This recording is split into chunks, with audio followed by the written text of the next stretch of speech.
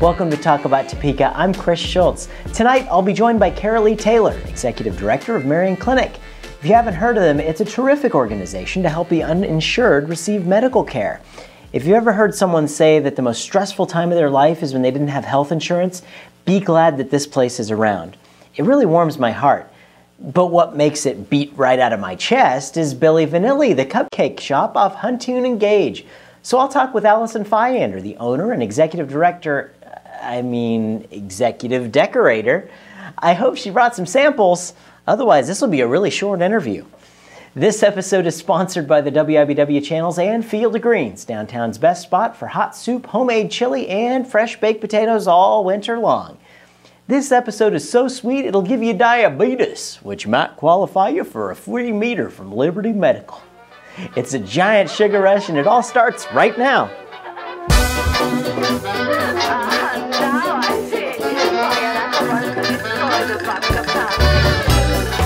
Well, here in the studio today, I am with the CEO of the Marian Clinic, Karily Taylor. How are you, Karily? I'm really good, Chris. Thank you for having me. Thanks for joining us today. You know, you've got some great work that you guys have been doing, and I wanted everyone to have the opportunity to hear what's been going on with the Marian Clinic. But first off, for those of you who are saying, what is the Marian Clinic? I want to give you an opportunity to just kind of give us a little bit of background on what it is you do. Sure. Marian Clinic is in its 24th year of operation. We are technically defined as a safety net clinic, which means that we minister and care for a very, very specific group of individuals. In Marian Clinic's case, those are individuals who are without any health insurance whatsoever, who fall at certain poverty levels. We have some other organizations in town and across the state who also fall into that safety net clinic category. Marian's a little bit different than some of the others in that we see patients who earn up to 200% of poverty level. Most other organizations in the state see up to 150% of poverty level. It gets a little bit confusing, but it's all based on income. And I think the most recent numbers that I saw for 2012 are that poverty level is $30,000 for a family of 4. So anyone who's making less than that and doesn't have health insurance, I think we can all agree it's hard for them to make ends meet. That's a pretty big scope of folks that you guys are looking out for. And what are the common trends of things that people come to the Marian Clinic and need service with? Well, it's sometimes on a day-to-day basis at work, I feel like it's difficult to define, or maybe difficult is not the best word. I feel like we really see a broad range of patients, but I would tell you our mission is pretty simple. We provide medical and dental care for folks who fall into that category that I described before. We're an outpatient clinic. Right now, we're Monday through Friday, 8 to 5, and I want to talk about our hours of operation a little bit later because we're excited about some changes. But right now, we really function as your doctor's office functions. Folks who need us call in, they go through a qualification process or an eligibility process, and once they're approved, and again we're making sure that they're eligible under those guidelines we talked about, they're scheduled for an appointment. So it's medical and dental care. We have lots of volunteer doctors who help us out and volunteer staff, but pretty similar to a doctor's office right now. Well, that's very interesting to see how that all works. You know, you see a lot of the talk right now, and I'm sure you hear it on a regular basis. Politically, the Affordable Health Care Act and all of that. How is that affecting your organization and the people that you serve? You know, we don't know yet what all of the answers will be or where all of the dust will settle. Really, regardless of where you fall politically on the issue, I think we can all agree that there's a large segment of our population that either doesn't have the tools or the education or the understanding to access health care in a manner that's really preventative. And that's really, you know, over the last 15, 20 years, medicine's really moved from just resolving a problem when it occurs to preventative medicine, that we want to have conversations about nutrition and managing diabetes to keep you from needing your doctor's help and to keep you healthier longer.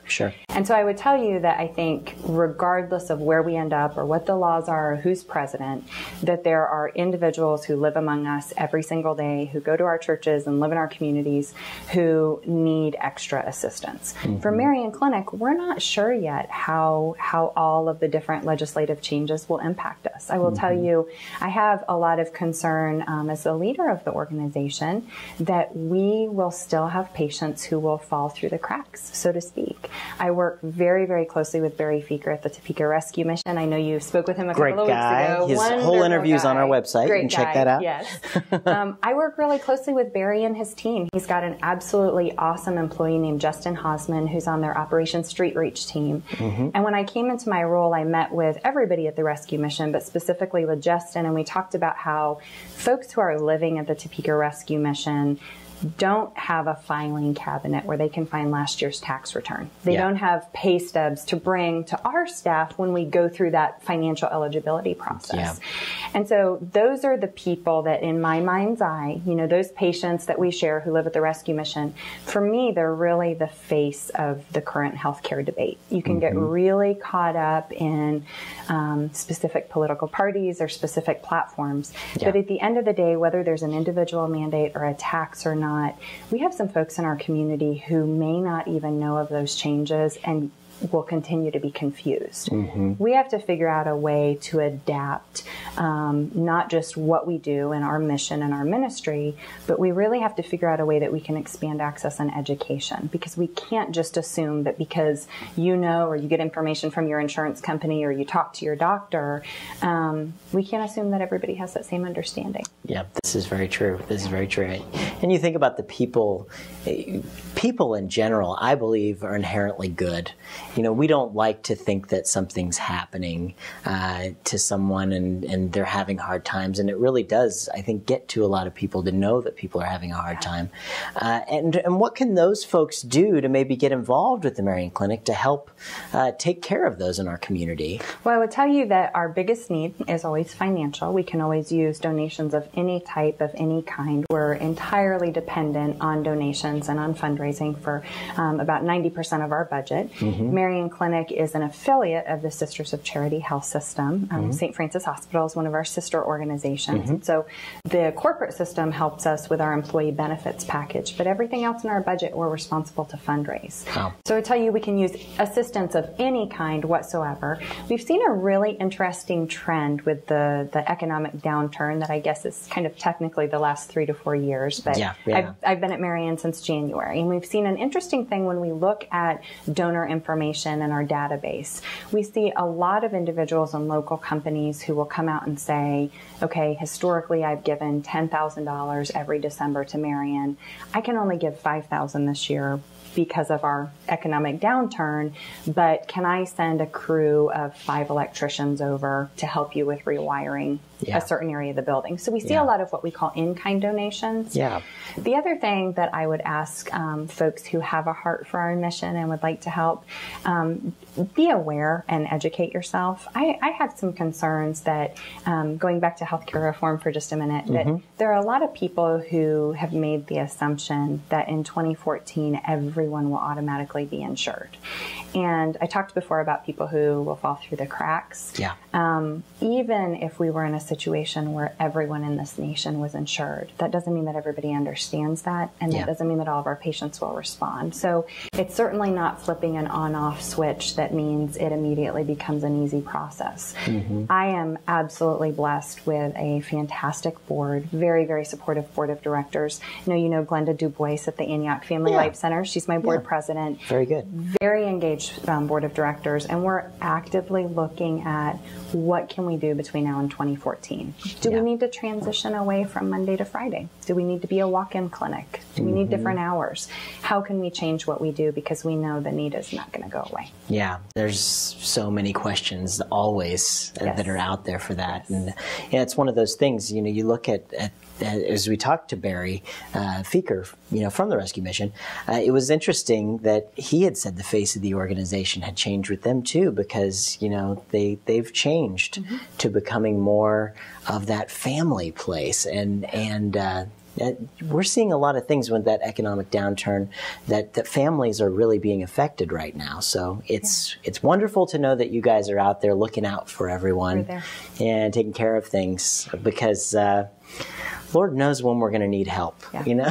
Yeah, there's a tremendous need, and I go home every single day so grateful for how my family's been blessed and the fact that I have insurance and that the level that I live at is not at the poverty level. But, you know, I would tell you, we see this impact with the physicians that volunteer for us. We have a lot of docs who have been great, consistent, loyal volunteers who've been very generous with their time, who've said, I can't afford to be out of my office for one afternoon a month anymore. I just can't afford to do that in light of all the changes. And then on the flip side, we certainly see that with some of our donors.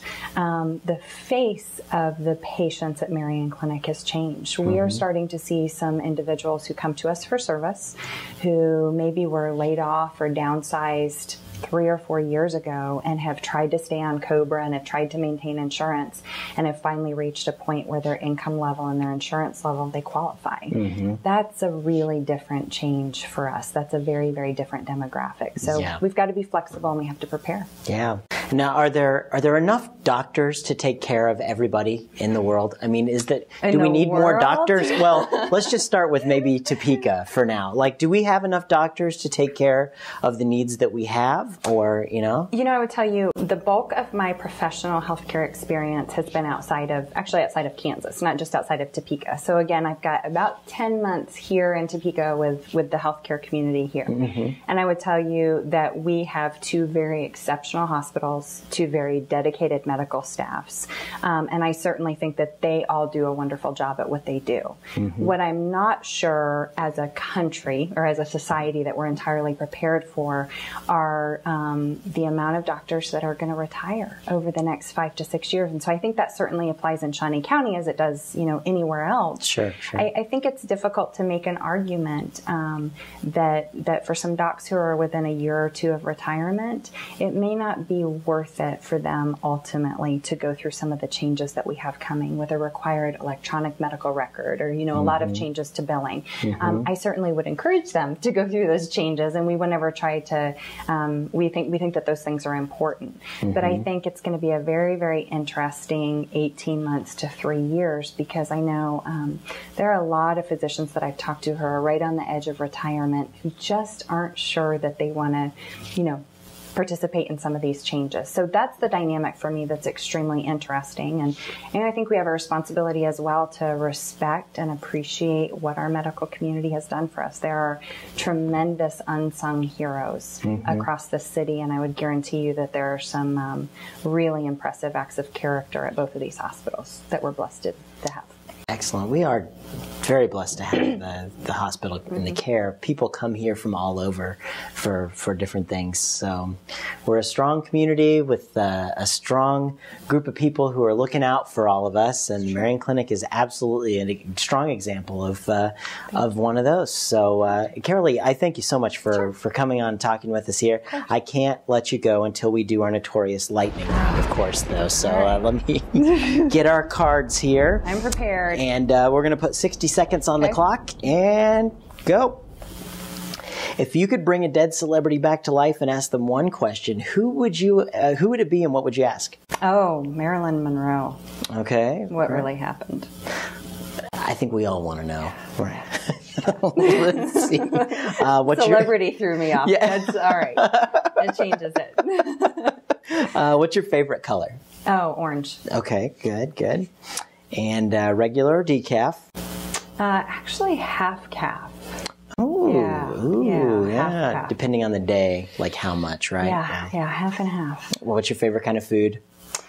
You know, I watched the episodes online and I saw a pattern where people said Mexican or Italian. And I'm just going to tell you my actual favorite food, not my favorite type. My favorite food is a peanut butter sandwich that has potato chips inside the sandwich. Very close to Elvis' peanut butter and banana. I know. Yeah, very good. All right. In your opinion, what was the greatest movie ever made? Oh, Casablanca, hands down. All right. And our time's now up, but what's your favorite television show to watch every Tuesday night at 9:30 on my TV? I'm glad you prompted me to talk about Topeka. Of course. Thank you for the help. Thank you so much, Karily. I really appreciate you coming by and keep doing all the great stuff you're doing with the Marian Clinic. Thank you. Well, that's all the time we have here on the live broadcast version. If you want to check out more with Karily Taylor and the Marian Clinic, be sure to check out our website at talkabouttopeka.com. The interview is ready for you to watch right now. I've been a professional baker for almost 20 years and traveled the world, owned a French bistro. All of the work that I've done throughout my career, I pack into one little cupcake.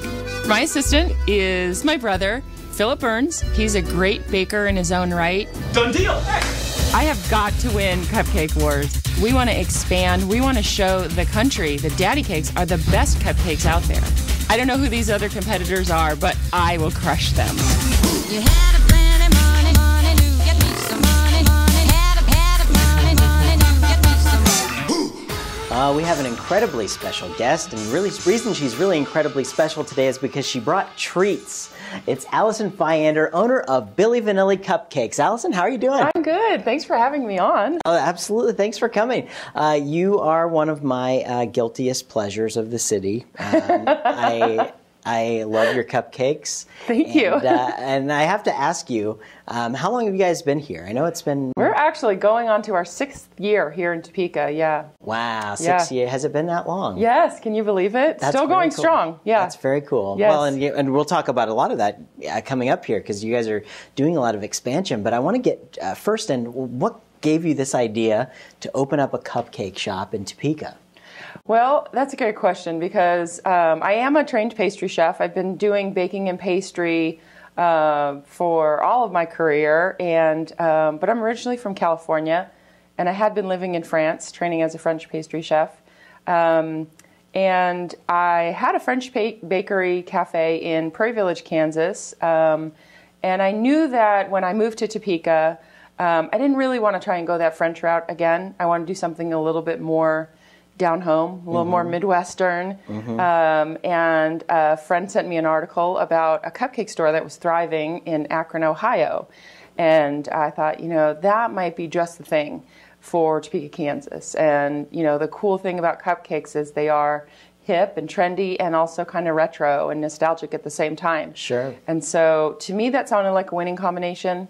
But I will tell you, when I started to throw that idea around and talk to people about a shop that would sell only cupcakes, they all said, well, what else are you going to sell? Yeah. Because that's not going to work. Yeah. So they had quite seen what you had in store. They didn't have the vision that I had. Yeah. But I think they have caught on now to how cool it is and how much variety you can put into a cupcake as well. So certainly.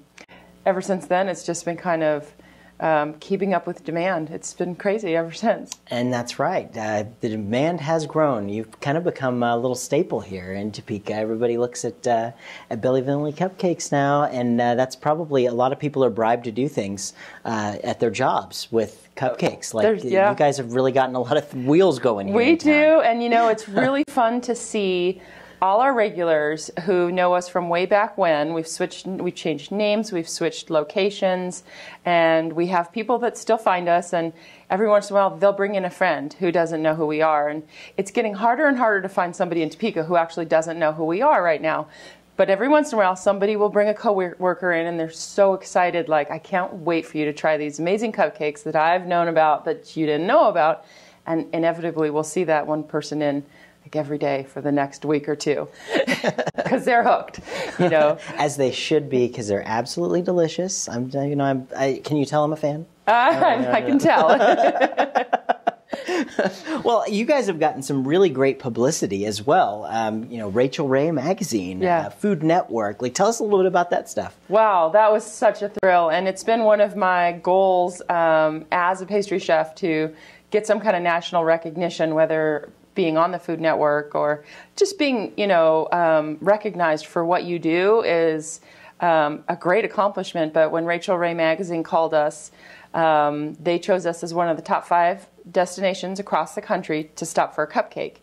And I was really proud about that because the destinations were all big cities. She had Chicago and New York and LA and Topeka, Kansas. And so I was just really proud to say, help put us on the map for something else. That's right. That's right. So that was great. It was a huge thrill. Mm-hmm.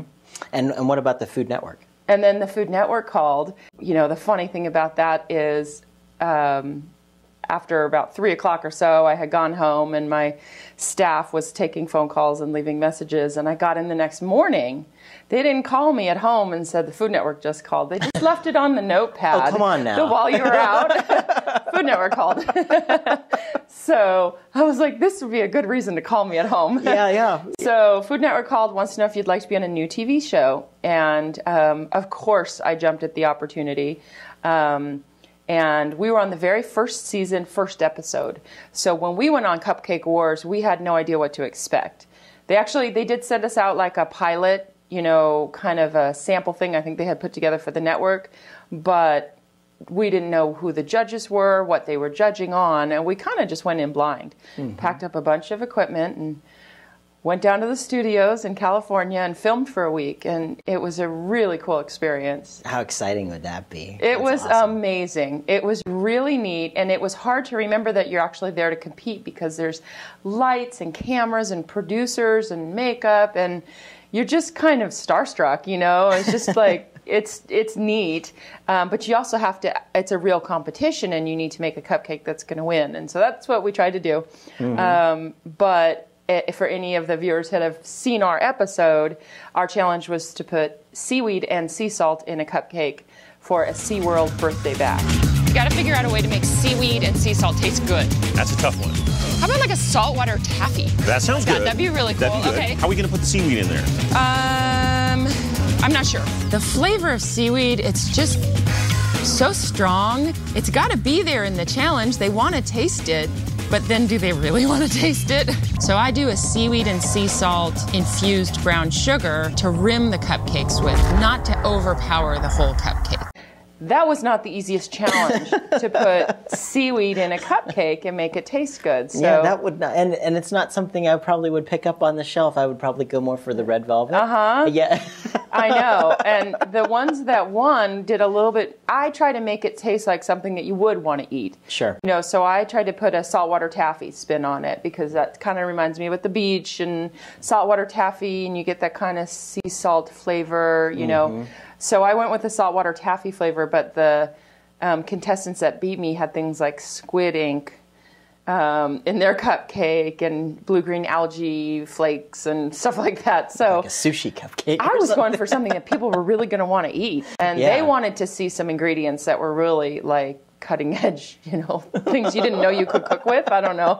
So we didn't make it to the finals, but it was a great experience, and came back. And to be honest, when I was flying back on the airplane, I was thinking, gosh, Topeka's going to be so disappointed in me, because I knew the results before the show aired, but I felt this obligation to go and win, and I thought, oh gosh, when this show airs, I just really didn't want it to air because people were so expecting and hoping that I would win.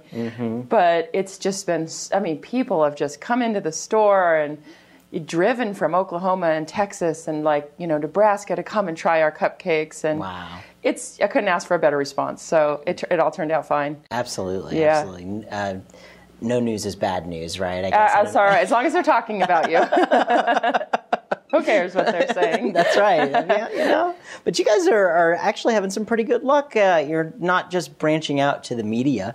You're branching out with other stores. Yeah. Tell us about that. Well, we opened a store in Lawrence just about a year ago. We're on 9th and Mass in Lawrence.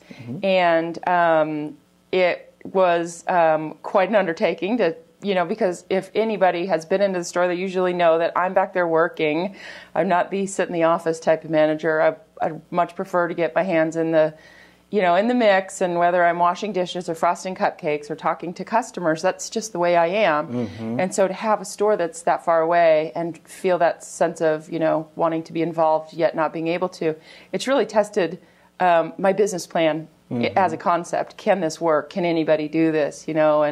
And so that's really been a huge undertaking to have a store that I'm not in every day and still have it sell the great cupcakes that the Topeka store does. So I think we're doing it. We're doing a really good job of it. I got some great employees down there who help me and make it easy. So it makes it so much better, doesn't it? Yeah, it's great. It's so neat to walk into your own store and see all of the stuff that, actually had no part in making that day, and sure. Feel very proud. So yeah. Absolutely. Well, you should be very proud. I think you did something that most people before you existed would have just said, "What's she thinking?" And now they're lining up outside waiting for cupcakes. Yeah. So. I know. I pinch myself every day and think that same thought. And it's just, for me, it was just a combination of a great idea in a town that was ready for it, at a time that was ready for it, and a whole lot of work on my part to make sure that this took off. So, and now we're looking at, new stores in other cities. And So you got more stores down the pipeline? we do. We're looking at Manhattan. Cool. We're looking at Kansas City. We're looking at a lot of different locations because, this is although we like to keep it to ourselves here in Topeka and brag about it, it's a concept that's going to work really well in a lot of different towns. So it's exciting what we're doing there. As a Topekan my whole life, it's really exciting to see people who can come here, start something here, and just take it other places. I mean, really, there's a lot to be said that if you think your act's good, try it in Topeka. And I think I've said it on the show so many times. People who watch frequently are probably sick of hearing me say that. But this is another example of try it in Topeka because if people here like it, you can take it pretty much anywhere. It's such a great town for me, it's been a great experience. I'm from California. A lot of people ask me why I didn't go back to California and open a store there. Because everything about the community, the population, the workforce, everything is right for making this work here. Sure. And the most important thing is, though, our customers come in every day and love what we do and appreciate what we do. And that's what makes us a success. And, I can't thank Topeka enough for the success that I've had. So yeah, absolutely. I'm not going back to California. Well, you're one of our stars, so they can't have you. Yeah. Right? Well, you brought some samples, and I want you to tell me a little bit about what we're looking at here. Okay. As far as the samples that you brought. You have several different sizes. Yeah, so our whole concept in the store is that they all come available in 3 sizes. The largest is called the Big Kid. The medium size, that's our baby cake. That's what we sell the most of. But I'll tell you, the up-and-coming popular favorite is this Preemie. That's the little one. It's kind of like a 2-bite version of it, and that's a big seller as well. So we have 3 different sizes. Every day in our store we make 12 flavors that stay the same. Those are the things we love: the peanut butter cup, the red velvet, the I love lemon. But what we really love to do is get you back in the store another time to try something different. So Certainly. We have flavors that we only do certain days of the week. The spicy Mexican chocolate is one that we do on Saturdays only. It's got cayenne pepper and cinnamon and candied jalapenos on top. Ooh, that sounds interesting. And it's hot, too. I mean, it? It is. Yeah, it's real spicy. A lot of people like that one. We've got the Snickerdoodle, which is my grandma's recipe for Snickerdoodle cookies, and those are kind of adjusted to a cupcake. To a cupcake, yeah. So I never run out of ideas. I'm always thinking of new flavor combinations, and that monthly menu that changes helps me to stay creative, and it helps our customers to stay interested. So we like to bring you back into the store as much as possible to try new stuff. It's not hard. Oh, and of course, we forgot to mention the frosting shot. Oh, yeah. Which is just a little 2-ounce cup of just our buttercream alone. Ooh, and wow. It looks delicious. People are either frosting people or cake people, but when you're a frosting person, and why bother with the cake? Just go straight for the frosting. So we sell quite a bit of those. Brilliant. As well. Well, Allyson, thank you so much for coming here. It's my pleasure. I can't wait to jump into these cupcakes here. But before we can do that, I have to get you in on the lightning round. Which is basically I put 60 seconds on the clock and I ask you a bunch of silly questions that have no right or wrong answers. And you give me the answer that comes to your head first. Okay. All right, here we go. And go. In your opinion, what was the greatest movie ever made? Oh my gosh, these are hard questions. I gotta say Jean de Florette. I haven't seen that. Oh, it's the reason I moved to France. Ooh. Jean de Florette, and the follow-up is Manon of the Spring. Okay. It's got Gerard Depardieu in it. It's a great movie. I will watch it. Yeah, they have it at the library. Very good. I'll check it out. Let's see. Do you consider eyebrows facial hair? Yes. Okay. I don't know where that one came from. It kind of popped in here. If you were a car, what kind of car would you be? Oh, Oh gosh, I would be something like, probably an old pickup truck. Just something really dependable. Yeah. That's good. Let's see. If you could bring a dead celebrity back to life and ask him one question, who would it be and what would you ask? Wow. Okay. A dead celebrity. Oh gosh, there's so many answers to that. I'd probably bring, I think, Michael Jackson. Sure. Yeah, I'd like to, there's a lot of questions I'd like to ask him. I think there's a lot of questions everyone would want to ask Michael. Let's get to the bottom of a couple things, Michael. What were you thinking? So pick your own question on that one. And we're long gone on time, but what's your favorite television show to watch every Tuesday night at 9:30 on MyTV? Talk about Topeka. Hey! Allyson, thank you so much. Thank you Appreciate so you much. coming. Oh, it's my and pleasure. thank you for the goodies. And you need to get down and get some cupcakes at Billy Vanilly Cupcakes. Thanks again to Karily Taylor and Allyson Fiander. This episode was sponsored by the WIBW channels and Field of Greens, downtown's best spot for hot soup, homemade chili, and fresh baked potatoes all winter long. If you have an opinion about Topeka, and let's face it, who doesn't? You can make your voice heard by sending us a message on our website or through Facebook, Twitter, or Gmail. Remember to check out the Topeka newsletter for local news and events on our website. I'm Chris Schultz. Keep talking about Topeka and thinking about cupcakes.